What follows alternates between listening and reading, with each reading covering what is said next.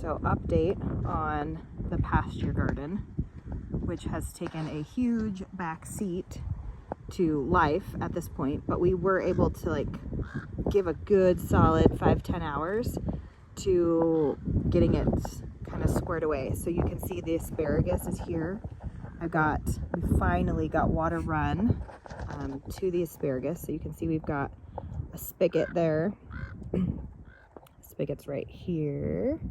And then I've got two lines running off that. Both have a pressure regulator first, then the hose fitting that goes to the supply line, and then it comes over to here, and then it tees in right here and goes up and down the line of asparagus.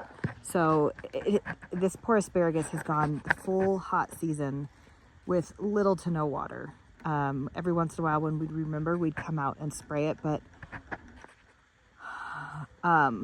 more often than not, it was just left.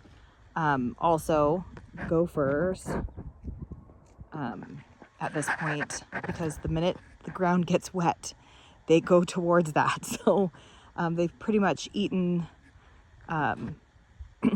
all the crowns but what are up. So you can kind of see there's one here, there's one over here, there's a few down there.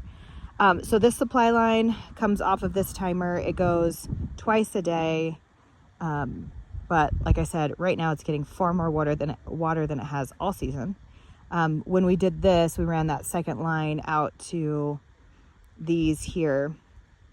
I've got like reject tomatoes in here, but I wanted to make sure that these supply lines were in, just in case I felt the gumption, or felt like I had the time to come out and put in some winter crop undercover.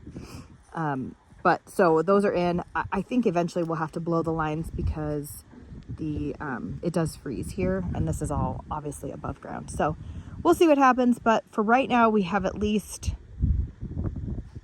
30 more days before our first frost, which my understanding is it's a pretty soft frost. So anyway, so we got the water down there. I moved this guy. Somebody brought me a friend. Did you bring me a friend? Hi, Percy. We brought this guy out. It's got cattle panel looped over, looks like a covered wagon, and then harvest guard on it. It's the frost, so it's the heavier of the harvest guard, because when I planted those out, it was like 100 degrees outside, and so I wanted to ensure that they had a little bit of cover from the heat. But I think it's actually been so cold at night here, it's been down in the 40s, that it's actually helped with that too.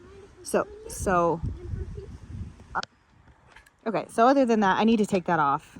We have a couple of 40-degree nights, but I need to take it off now. I just wanted to protect from the transplant, and I think it's done pretty good. I did put drip hose. You can't see it from here, but well, you might be able to. See this little drip right there? Drip goes up into there, and it's just two little sprinklers that are on either end. So that is 90% of the way filled with wood chip, and then the other part is nice compost. So those are strawberries. They weren't rooted very deep. They came from out front. That was totally in the shade for most of the day. So this is a change. And then eventually I'll get another one will go on this side, and then the hoop house will go here.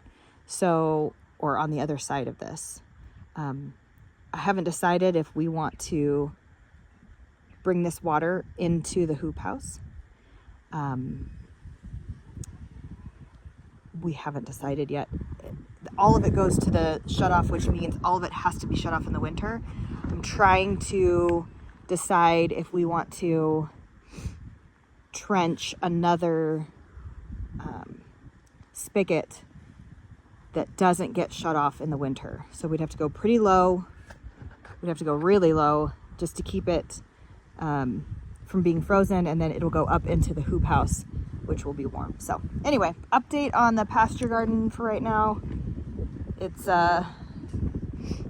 has been neglected, wildly neglected at this point, just because life and school and kids started school, and you do that first, right? And it was hot and all kinds of other things. So we've got a little bit done. We do need compost to go on top of the wood, on top of where the asparagus are. And then everything else will be wood chips to keep the weeds down.